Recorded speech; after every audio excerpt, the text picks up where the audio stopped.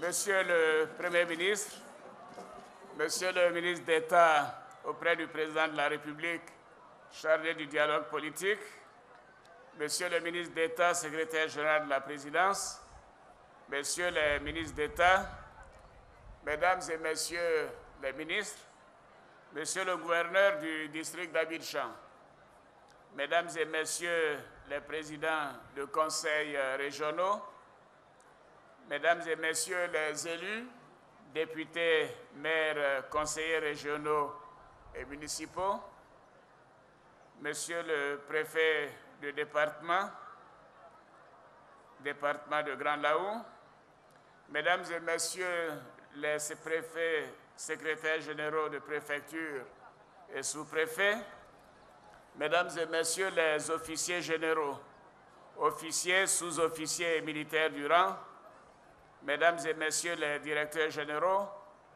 honorables chefs traditionnels, distingués chefs religieux, Mesdames et Messieurs de la presse, honorables invités, chers frères, chères sœurs de Grand Laou. Oui, nous voici à Grand Laou comme vous l'avez souhaité, chère population. Oui, nous avons bien reçu votre message et votre invitation. Et Essoufou, c'est ça. Comment s'appelle Dominique déjà? Essoufoui.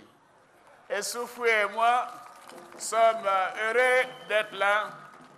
Et la dernière fois que je suis venu vous rendre visite, c'était en 2009, à l'occasion de la campagne pour l'élection présidentielle. Et comme toujours, à chaque fois que je viens dans cette région des Grands Ponts, c'était avec beaucoup de ferveur et beaucoup d'enthousiasme. Et je voudrais vous remercier pour la grande mobilisation que je vois encore aujourd'hui. Je voudrais profiter de cette occasion pour saluer la mémoire d'un des fondateurs de Grand Laou, l'ancêtre des Abikam. Il s'agit de Badja Akouchi. Et je salue également la mémoire du prophète Papa Nouveau, de Marcel Loboué, compagnon du président Félix Houphouët-Boigny, le ministre Arsène Assouan Hicher, le ministre Oumar Diarra, Elie Bandama, Bombo Joseph, premier maire de Grand Laou, les chefs de canton Ledjou Begré et Ekou André, Tano Léon, troisième député, Nyamba Jean-Baptiste, ancien maire résident, Colonel Gravy, et je voudrais dire que je prie comme vous que leur âme repose en paix. Je voudrais aussi rendre hommage à des personnalités et des cadres de cette région qui contribuent au progrès de la Côte d'Ivoire. Le chef de Laou Krandia, Djadji Attawa William, les chefs de terre de l'Ipri Lassier, dont certains sont de la même génération que moi. Merci d'être venus. Gabriel Yassé, président du Conseil régional des Grands Ponts. Akasaye Lazare, PCA de l'AIGF. Madame Colette Badjo, présidente de la Commission nationale des droits de l'homme, après avoir présidé la Commission nationale d'enquête. Nyani Daniel, directeur général de Petrosi, le professeur Denis Segui, le professeur Agrofi Joachim, l'ambassadeur Dieudonné Essienne, M. Issoné Niaba, deuxième député, Lakpa Amessan, quatrième député, Laga Joseph, troisième maire, mon jeune frère, le député maire Jean Diaha. Bravo Jean pour ton discours plein d'énergie. Marianne Etiobo, ma collaboratrice à la BCEAO, à la primature et maintenant à la présidence de la République. Et je salue bien évidemment tous les nombreux cadres que je n'ai pu citer et qui me sont très chers. Et je salue avec déférence les chefs traditionnels et les chefs religieux. Oui, chers frères et sœurs de Grand Laou, cette tournée, cette mission dans les Grands Ponts a pour objectif de venir faire le point de nos réalisations et aussi de préparer l'avenir. L'avenir pour la période à venir, la période 2016-2020, et vous parler de rassemblement, de paix et de cohésion. Voyez-vous, dans le cadre du programme présidentiel d'urgence, nous avons investi dans la région des Grands Ponts 11 milliards de francs CFA, dont 3 milliards pour le département de Grand Laou. Et ces investissements concernent les secteurs de l'eau, de l'électricité, de l'éducation, de la santé et des infrastructures. Et cela a permis de procéder à des travaux d'électrification, à l'extension du réseau électrique, à la réparation de pompes villageoises, à l'extension du réseau d'eau potable, à la construction de salles de classe et de collèges, à la réhabilitation et à l'équipement de l'hôpital de Grand Laou, au bitumage de 3 km de voirie, mais soyez tranquilles, nous allons en faire plus. Nous allons continuer le bitumage comme je l'ai promis. Et nous prévoyons donc dans le programme à venir, le programme 2016-2020, l'électrification de 22 localités qui ont au moins 500 habitants dans la région des Grands Ponts. Et bien évidemment, tout cela doit se faire assez rapidement et j'espère avant fin 2016. Nous prévoyons aussi la construction de 162 salles de classe et la réhabilitation de 319 salles de classe et de 4 collèges. Oui, j'ai bien noté les doléances, même si Jean a dit qu'il n'allait pas les citer, mais le livre blanc qu'il nous a remis nous a permis de voir les doléances qui sont faites et qui concernent le bitumage des voies reliant les sous-préfectures au chef-lieu de département. C'est un engagement que nous avons pris de relier tous les chefs-lieux de département par le bitume.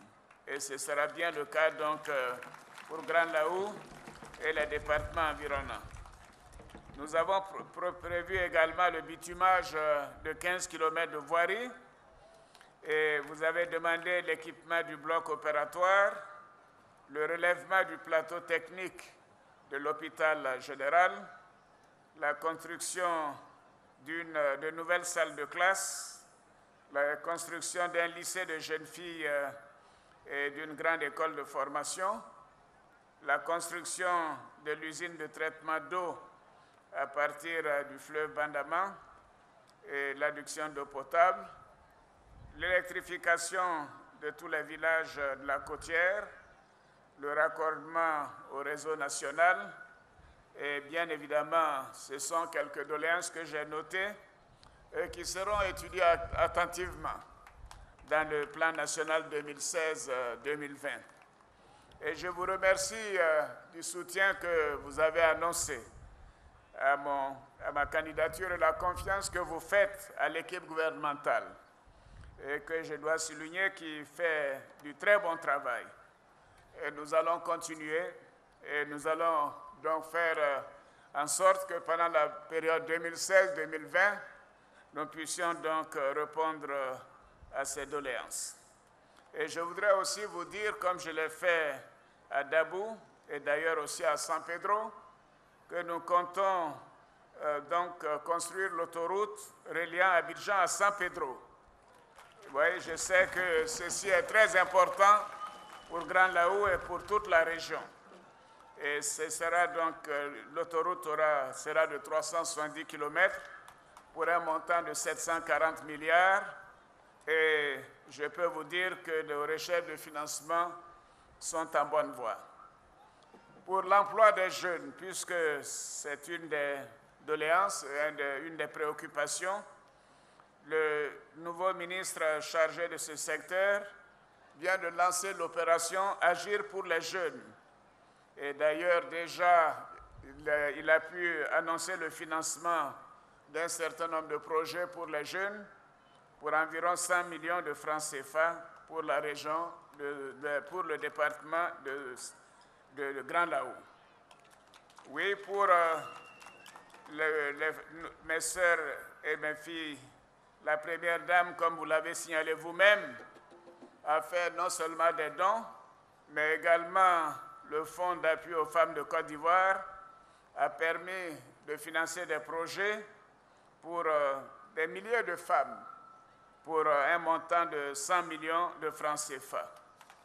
Donc, bravo à la Première Dame pour ce travail important.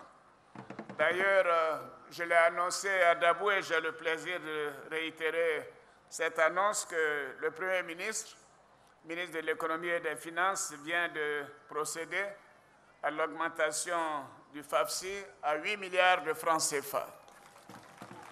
Ceci permettra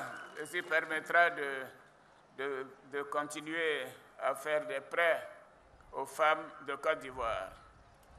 Oui, l'EVA est une culture importante dans cette région. Et les prix de l'EVA n'ont pas été bons ces temps-ci.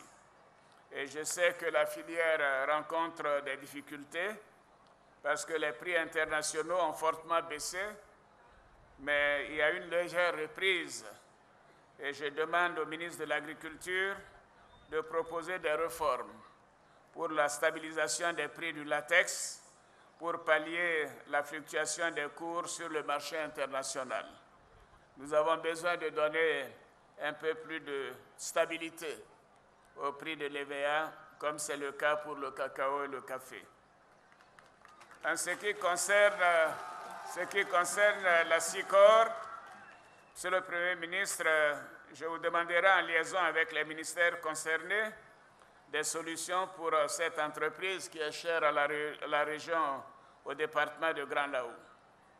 Chères sœurs, chers frères, comme vous le constatez, nous avons beaucoup travaillé ces 4 dernières années et nous comptons poursuivre ce travail car nous savons que la Côte d'Ivoire et nos concitoyens ont besoin que la Côte d'Ivoire se modernise et que le pays puisse progresser davantage. Les résultats qui sont connus de tous, y compris à l'extérieur, sont impressionnants. Oui, ces résultats sont tangibles, mais cela ne nous satisfait pas. Nous voulons réaliser plus et nous voulons continuer.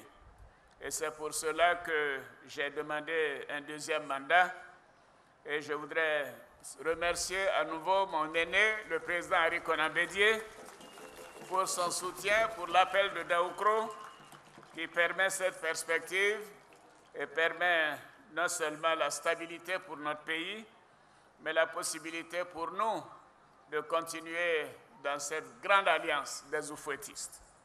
Oui, grâce à cette alliance, la Côte d'Ivoire est en paix, la Côte d'Ivoire est en sécurité et cette alliance va se renforcer davantage, notamment après l'élection présidentielle.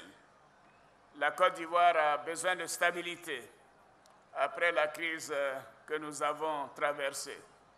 Et nous avons besoin également d'accélérer le processus de réconciliation et de faire en sorte que le pardon des cœurs soit une réalité. Oui, je demande à tous les enfants de la région des Grands Ponts de s'unir, de se tenir la main, de se réconcilier, de se pardonner et d'accepter que nous puissions tous avancer ensemble dans l'intérêt de notre beau pays. Notre ambition est de continuer de construire une Côte d'Ivoire moderne, un pays modèle et notamment un pays émergent à l'horizon 2020. Je voudrais donc, chers frères et sœurs, vous dire encore un grand merci pour les dons très attentionnés qui viennent de nous être offerts. Merci pour les symboles, merci pour la qualité des dons et merci pour votre soutien et je dirais pour votre affection. Merci, chers frères, chères sœurs. Vive Grand Laou, vive la région des Grands Ponts, vive la Côte d'Ivoire. Je vous remercie. Merci à tous. Fin de l'allocution du président de la République. Le président de la République est venu faire le point des réalisations et penser à l'avenir avec